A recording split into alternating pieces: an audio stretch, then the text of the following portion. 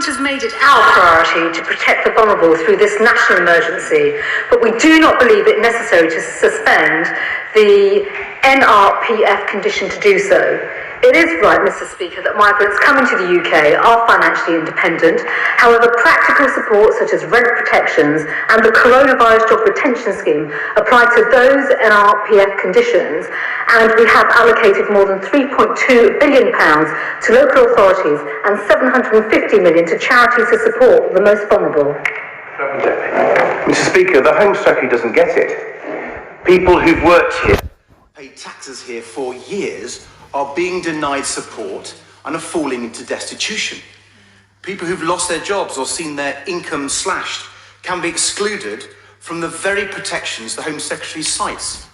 So, Mr. Speaker, given that this rule disproportionately impacts people in our black and minority ethnic communities the hardest, will the Home Secretary now suspend the no recourse to public funds rule for the duration of the pandemic? I thank the Right Honourable Gentleman for his question and his comments. The answer is no. Local authorities have provided a basic safety net, and that is through significant financial provisions introduced by the government and a range of measures to support those people that have been working. And because of coronavirus, because of this national health pandemic, the situation we find ourselves in, will support people with no recourse to public funds. And that assistance is being given under the coronavirus retention scheme and also the self-employed income support scheme. So these funds are available. And if I may, Mr. Speaker, it is wrong to imply that safety nets are not in place. Local authorities, and I hope he will pay tribute to local authorities, who throughout this pandemic and this crisis have been resourced to an extra £3.2 billion to provide vital financial help.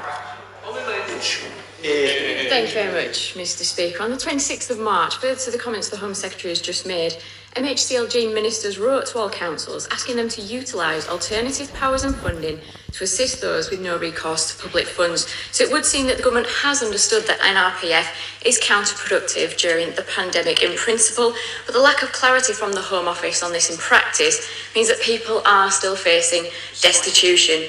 With this in mind, will the Home Secretary look again at the spirit of the Prime Minister's comments to the Liaison Committee and outline how they intend to support those families? I think it's important to place on record that, of course, this isn't just the Home Office. We work across government and obviously MHCLG. The Department of Local Government and Communities are central to this. And in terms of the resources that have been provided, practical support such as rent protections and the coronavirus job retention scheme apply to those under the no recourse to public funds conditions, but also the Honourable Lady mentioned specifically MHCLG and local authorities, £3.2 billion, and I've been working directly with the Secretary of State for MHCLG, and in fact I've also been part of discussions with the devolved administrations as well throughout this whole period, throughout the last 10 weeks, looking at the protective measures and the support that can be provided through the resources provided from central government. Thank you, Mr. Speaker. The Black Lives Matter movement and Public Health England's COVID-19 outbreak review of disparities in risks and outcomes have highlighted the inequalities suffered by black and minority ethnic people in our society. Does the Home Secretary accept that the no recourse to public funds policy disproportionately affects people from BAME communities? Yeah, exactly. And if she does, why won't she push for it to be suspended as a concrete step towards tackling the inequalities which so appall many of our constituents? Thank you, Mr. Speaker. There are a number of points that I'd like to make to the Honourable Lady. First of all, the government published its report last week into the impact of coronavirus on Black, Asian, minority ethnic communities. The findings are indeed shocking, and it is right that the government invests its time and resources through the Equalities Minister in particular to look at the measures that can be brought in place. Now, this policy of no recourse to public funds is one of many policies, and it is right as a government that we look at all policies that affect all communities in the round without singling one particular policy out. Glad to hear that the Home Secretary is looking at the policy, but I would urge her to read a report that came out this time last year by Agnes Woolley called The Cost of the No Recourse to Public Funds Policy. It found that most families with no recourse to public funds in the United Kingdom have at least one child who is British by birth, and nearly all of those families are black and minority ethnic. Accordingly, no recourse to public funds is inherently more likely to affect BAME British children than white British children. So given this evidence that no recourse to public funds is a policy with racially discriminatory impacts, why won't she accept that it needs to go? Thank you, Mr. Speaker. If I may, I think it's wrong to characterise as a policy of racially discriminatory. It is a fact, however, if I may, it is a fact that for all communities and people of all backgrounds, there are many measures in place in terms of protections, financial through the safety net of the welfare state. In addition, Mr. Speaker, when it comes to children, also the funds that are being made available through the Department of Education in terms of pupil premium, there are a plethora of support packages that are combined collectively based upon the individual needs and individual circumstances. And it is right that we treat individuals, people as individuals, and not just categorise them. Now, I think it is important, Mr. Speaker, to recognise that there are a number of issues, there are a plethora of issues that affect people from black, Asian, ethnic minority communities, but we cannot assume that there is a one-size-fits-all approach or a single policy solution to address those issues. And it is right, as I've already indicated, Mr. Speaker, that my honourable friend, the Minister for Equalities, looks at the report that was published last week, and the government provides a collective response to the many challenges facing the community. 5 withdrawn, so we go straight to Aaron Bell. Number 2, sir.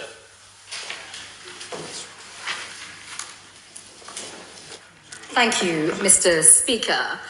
I thank my friend for his question. My department is working extremely closely with the police and the fire and rescue services, as he will be aware, to ensure that they receive all the support that they need, PPE, throughout this COVID-19 outbreak.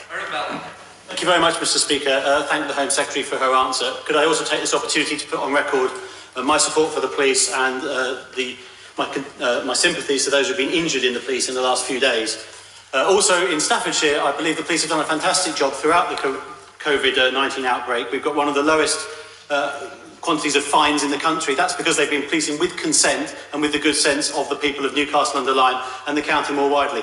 But on the PPE point, it's my understanding from them that they are expecting to be reimbursed for the supplies that they have got. They have sufficient supplies. Could the Home Secretary confirm that this will be the case? Can I thank my honourable friend for his question? And of course, he represents a constituency that I'm familiar with as well. And the work of both his local resilience forum, his police chief constable and police officers and staff throughout the pandemic has been exemplary, it really has. And I want to put on the record my praise for them. With regards to PPE supplies, it is my understanding that the force have obviously achieved sufficient supplies. That is something we've been working with working on a national level. And the government has previously indicated that forces should be reimbursed for expenditure, and obviously we'll be working across government on that. We now come to the next question from Bim Aflobi. Thank you, Mr. Speaker. Question number 3. Minister Malthouse. Mr. Speaker, stealing someone's tools is a particularly rotten kind of crime. Not only does it deprive them of their belongings, which is bad enough, but it also often deprives them of their livelihood, notwithstanding the inconvenience it causes to them and to their employers. We're determined to do something about this, which is why I recently convened a group of people from the industry and policing to look at what more we can do to help, and we're spending £25 million on our Safer Streets Fund to drive down exactly this kind of acquisitive crime. Bim Aflobi. I thank the Minister for his response. Would he join me in championing the use of modern technology to combat tool theft? Like the Tool Watch app designed by Harpenden residents Denise and Alan Brett. This technology makes each tool traceable and can help police fight this crime. Would he take this opportunity to champion Tool Watch and help spread its usage throughout the police forces throughout the country? Well, Mr. Speaker, the Honourable Gentleman is one of the most original thinkers in the House, and therefore it's no surprise that he champions innovation in all things, including crime fighting. So yes, he's absolutely right. There's lots more we can do harnessing technology to fight crime, and I'd be very interested when we get back to normal to go and visit his constituents and see Tool Watch for myself, so that we can take it and promote it to the industry more generally. Sir John Hayes. Question 4, Mr. Speaker. Thank you, Mr. Speaker, and I thank my right honourable friend for that question. He, of course, has very long experience of matters such as this in the Home Office and elsewhere. On the 1st of January, for the first time in decades, the United Kingdom will have full democratic control over our immigration system, giving us power to determine who comes here and for how long. We do not intend to impose a cap, but our points-based system will make sure that only those with the skills our country needs come to the United Kingdom, and it is our expectation that total migration as a consequence will reduce. John Hayes. Mr. Speaker, with the post-COVID economy facing unprecedented challenges and the prospect of job losses, in the same spirit that the Home Secretary showed in condemning this weekend's wicked violence, will the Minister look again at the resident labour market test, which means jobs have to be offered here before they can be filled from abroad? Rebuilding Britain means backing British workers, Mr. Speaker. Well, my right honourable friend is of course correct that we want to encourage as many people as we possibly can from the UK to take up job opportunities that are available. Our objective ultimately is to see a full rate of employment. We've laid out the points-based test that will apply from the 1st of January of next year, making sure that only people with high skills can come here. But of course, it is up to this House and this Parliament to keep that under review on an ongoing basis to make sure we are striking the right balance in the way that he's describing. I'm grateful for all the Home Secretary is doing to bring in this new policy, which I hope brings higher wages and higher skills. But doesn't it also require tougher enforcement against the dreadful people traffickers who are making money out of making a mockery of our laws and undermining all that we stand for? Well, my right honourable friend is absolutely correct. People trafficking and people smuggling is a shocking offence that causes untold human misery. Last year, immigration enforcement made, I think, 259 arrests in connection with people smuggling and secured 101 criminal convictions. But I would like to assure my right honourable friend this is an area where we can, must and will go a great deal further.